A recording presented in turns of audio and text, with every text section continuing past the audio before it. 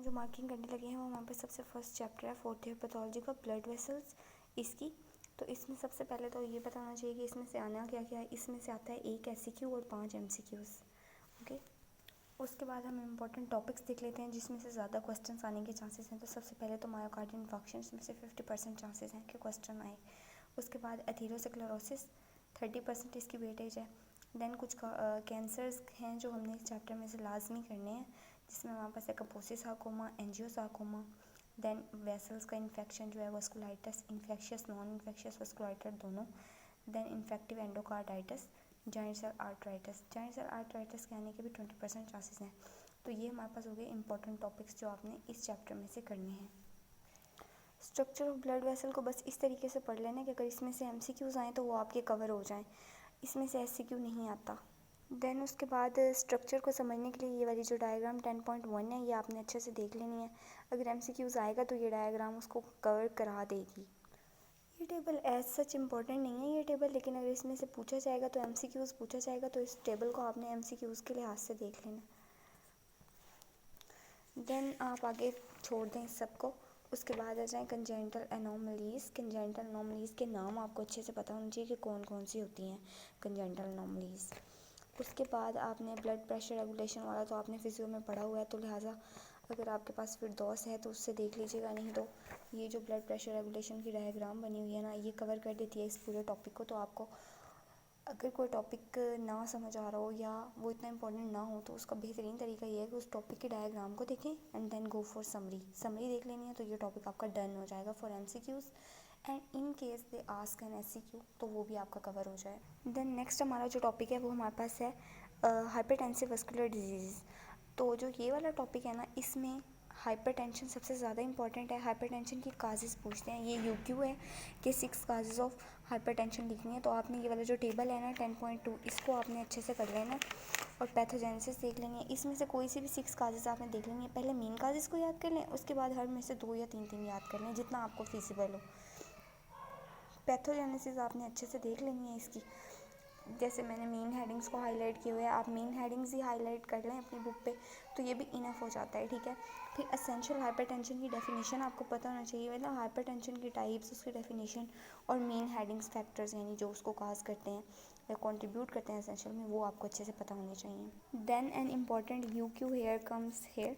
Morphology में क्या, hyaline arteriosclerosis में क्या होता है और हाइपर ट्रॉफिक हाइपोप्लास्टिक आर्टीरियोस्क्लेरोसिस में क्या होता है। तो ये दोनों मॉर्फोलॉजीज आपने अच्छे से देख। तो नेक्स्ट उसके बाद जो हमारे पास इंपॉर्टेंट क्वेश्चन है वो है आर्टीरियोस्क्लेरोसिस। आर्टीरियोस्क्लेरोसिस की डेफिनेशन प्लस टाइप्स अच्छे से देख लेनी है। अब आर्टीरियोस्क्लेरोसिस की टाइप में हमारे पास आर्टीरियोस्क्लेरोसिस है, मोंकीबर्ग, मीडियल स्क्लेरोसिस है और फिब्रोमस्कुलर इंटिमल हाइपरप्लेसिया है। तो ये 3 टाइप्स और चौथी ये खुद होती है आर्टीरियोस्क्लेरोसिस, ये आपने अच्छे से कर लेनी है।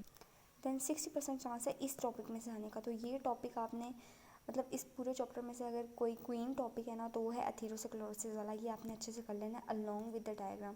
देखिए यहाँ पे एक वस्कुलर इंजरी की पिक्चर बनी हुई है।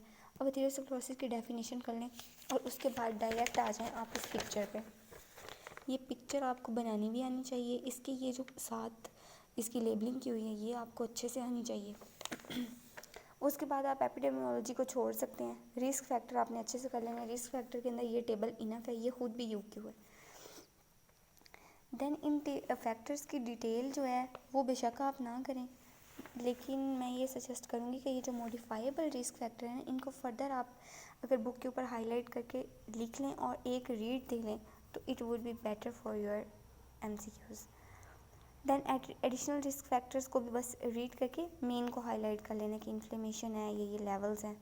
उसके बाद आता है सबसे इम्पोर्टेंट UQ जो है पैथोजेनेसिस वाला। तो पैथोजेनेसिस सिर्फ हमने यहाँ से शुरू करके और यहाँ तक कर लेना है, बाकी ये पीछे वाला कुछ भी करने की ज़रूरत नहीं है, ठीक है। और उसके बाद ये डायग्राम्स देख लेनी है, जो यहाँ लिखा हुआ है वो सारा इस डायग्राम में एक्सप्लेन किया हुआ है, तो कोई ज़रूरत नहीं है इतना ज़्यादा पढ़ने की। मतलब मेरी मार्किंग आपको सिर्फ इस लिहाज से है कि आपकी चीज़ कम वक्त में स्मार्ट स्टडी आप कर सकें। आ जाती है हमारे पास इसकी मॉर्फोलॉजी। तो मॉर्फोलॉजी जब भी आपने करनी है तो आपने साथ पिक्चर को देखना है कि पिक्चर क्या कह रही है।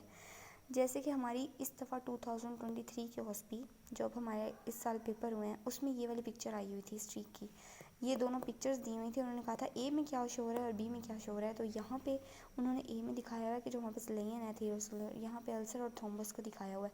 तो जब भी करें मॉर्फोलॉजी को, उसकी पिक्चर जो यहाँ पे मेंशन की होती है उन्होंने फिगर्स के साथ, वो देख करें तो मॉर्फोलॉजी आपको लॉन्ग लास्टिंग पिक्टोरियल मेमोरी के साथ याद रहेगी, तो वो आपने अच्छे से करनी है। ठीक है, इसकी मॉर्फोलॉजी आप स्किप नहीं कर सकते। एथेरोस्क्लेरोसिस पूरा टॉपिक ही इंपॉर्टेंट है। ओस्पी के लिए ये डायग्राम्स आपने माइंड में रखनी है, डायग्राम आपने कोई भी नहीं छोड़नी है ओस्पी के लिए। और जब आपने कोई डायग्राम ओस्पी के लिए देखनी है तो आपने देख लेना है कि वो डायग्राम है किस चीज़ की, उसका ट्रीटमेंट क्या हो सकता है, या उसके कास्टिव फैक्टर क्या क्या हैं। ओस्पी के लिए आपको मैं टिप या पॉइंट दे रही हूँ। ठीक है, उसके बाद ये आगे वाला इतना ज़्यादा इंपॉर्टेंट नहीं है, अगर आपके पास टाइम हो तो आप इसे रीड करें, otherwise you can go with the flow. Then aneurysm and dissection, important topic. ठीक है, ये डायग्राम्स के साथ करेंगे तो ज़्यादा अच्छे से समझ आएगी। ट्रू एनोरिज्म, फॉल्स एनोरिज्म, ये बेसिकली हमारे पास इसकी क्लासिफिकेशन जो है ना वो हमारे पास है UQ। देन आगे इनकी डिटेल्स वगैरह करने की ज़रूरत नहीं है, आपको एन्यूरिज्म का पता होना चाहिए, उसके टाइप्स का पता होना चाहिए और पैथोजेनेसिस का पता होना चाहिए। उसके बाद ये जो मॉर्फोलॉजी है ना, इस मॉर्फोलॉजी का मतलब आपको ये पता होना चाहिए कि मॉर्फोलॉजिकल आयोटिक एन्यूरिज्म को कितने टाइप्स में डिस्क्राइब किया गया है। साथ ही पिक्चर आपने देख ली है। आयोटिक डेसिकेशन वाला टॉपिक उसके बाद करना है, ये करने की ज़रूरत नहीं है, आयोटिक डेसिकेशन वाला करना है। इसके साथ डायग्राम देख लेनी है, मॉर्फोलॉजी देख लेनी है, MCQs के पॉइंट ऑफ व्यू से यहाँ पे काफ़ी सारी इंपॉर्टेंट बातें लिखी हैं, तो ये आपने अच्छे से देख लेनी है। उसके बाद हम आ जाते हैं नेक्स्ट पे। ये डायग्राम ओस्पी के लिए भी इम्पोर्टेंट है और साथ में वो क्वेश्चन ये देंगे कि डेसिकेशन क्या होती है और इसके टाइप्स कौन कौन से इस डायग्राम को लेबल करने के लिए दिया होगा। उसके बाद आते हैं इंपॉर्टेंट टॉपिक जो हमारे पास है वस्कुलाइटिस। ये हमारे पास है UQ, जिसमें मैंने डबल स्टार लगाया हुआ है कि ये 3 इसके टाइप जो 4 है कि नॉन इन्फेक्शियस वस्कुलाइटिस के काजेज़ क्या क्या होते हैं। उसके बाद ये डायग्राम आपने करनी है बहुत अच्छे से। क्यों? क्योंकि इसमें से आएंगे UQ, इसमें से आया है हमारा UQ इस दफ़ा प्रॉफ में कि हमारे पास आप बताएं कि इम्यून मीडिएटेड डिजीज़ जो हैं, इम्यून कम्प्लेक्स डेपोजिशन वाला वस्कुलाइटिस, उसकी एग्जांपल बतानी है। ठीक है, लार्ज में, मीडियम में और स्मॉल में। तो ये यहाँ से एग्जांपल्स आपने अच्छे से कर लेनी है। ठीक है, जैसे इसका निमोनिक है GT रोड, इस तरह आप बाकी निमोनिक बना सकते हैं।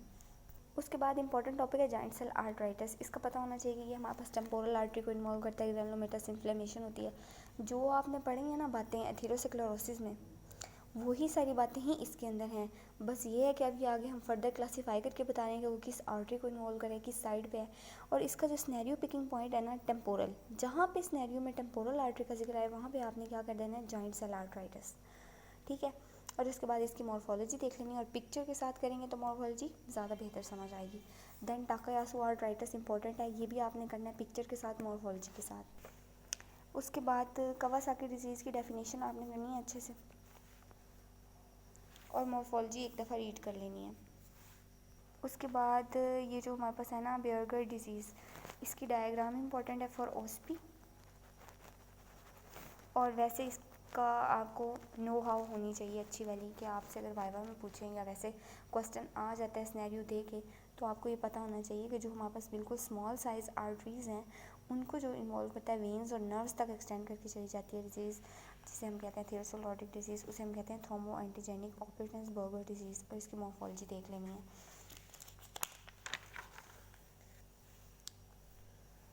उसके बाद रेनॉल्ड्स फिनोमेना का पता होना चाहिए कि रेनॉल्ड्स फिनोमेना क्या होता है। ये आपने पहले भी पढ़ा हुआ है फिजियोलॉजी के अंदर कि हमारी जो टिप्स हैं वो ब्लू हो जाती हैं क्योंकि वहाँ पे वेसल्स सप्लाई नहीं जा रही होती है। और वो सप्लाई क्यों नहीं जा रही होती, क्योंकि वहाँ पे वेसल्स वेसोकंस्ट्रिक्ट हो जाती हैं और ब्लड सप्लाई प्रॉपर पहुँच नहीं पाती, तो उस जगह कलर चेंज हो जाता है। इंस्टेड ऑफ रेड हाइपोक्सिया की वजह से वो ब्लू हो जाता है। ठीक है, रेनॉल्ड्स फिनोमेना अच्छे से कर लेना।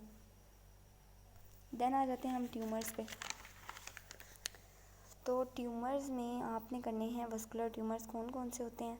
ठीक है, इनके नाम अच्छे से कर लेने हैं। ठीक है, और ये जो सिंड्रोम दिया हुआ है ना वेबर सिंड्रोम, ये अच्छे से कर लेना है। ठीक है, मतलब मुझे तो ये बहुत ज़्यादा इंपॉर्टेंट लगा था। और ये हेरिडिटरी हेमरेजिक टेंडेंसी है, ये आपने अच्छे से कर लेना है। फिर हेमेंजियोमास का आपको थोड़ा सा पता है कि क्या होता है कि हमारे वेसल्स के जो बिनाइन ट्यूमर होते हैं उन्हें हेमेंजियोमा कहते हैं और उनकी टाइप्स का नाम बस कर लेना है, डिटेल्स करने की ज़रूरत नहीं है। और ओस्पी के लिए बस 7 पिक्चर देख लेनी है। देन इम्पॉर्टेंट है हमारे पास कपोसी सार्कोमा। कपोसी सार्कोमा का आपको पता होना चाहिए कि कौन सा वायरस काज करता है और इसके टाइप्स के बारे में पता होना चाहिए। एंड देन आपको उसकी मॉर्फोलॉजी भी सारी करनी है। जब आप पिक्चर देख के करेंगे ना तो मॉर्फोलॉजी आपको ज़्यादा अच्छे से समझ आ जाएगी। तो इसके बाद इसकी मॉर्फोलॉजी करनी है। उसके उसके बाद अगर आपके पास टाइम हो तो आप इनको रीड कीजिएगा, अदरवाइज़ ओएसपी के टाइम पे आप इसको कर सकते हैं। इसमें से इतने ज़्यादा क्वेश्चन नहीं आते। ये वाला टॉपिक देख लीजिएगा कि स्टंटिंग क्या होती है और स्टंट कैसे डलते हैं और कौन सा मटेरियल यूज़ होता है स्टंट के लिए और क्या कॉम्प्लिकेशंस हो सकती हैं इस प्रोसीजर की, ये आपने देख लेना है और चैप्टर हमारा एंड हो गया है। अगर आपको कोई भी क्वेश्चन हो तो आप इसमें पूछ सकते हैं मेरे से।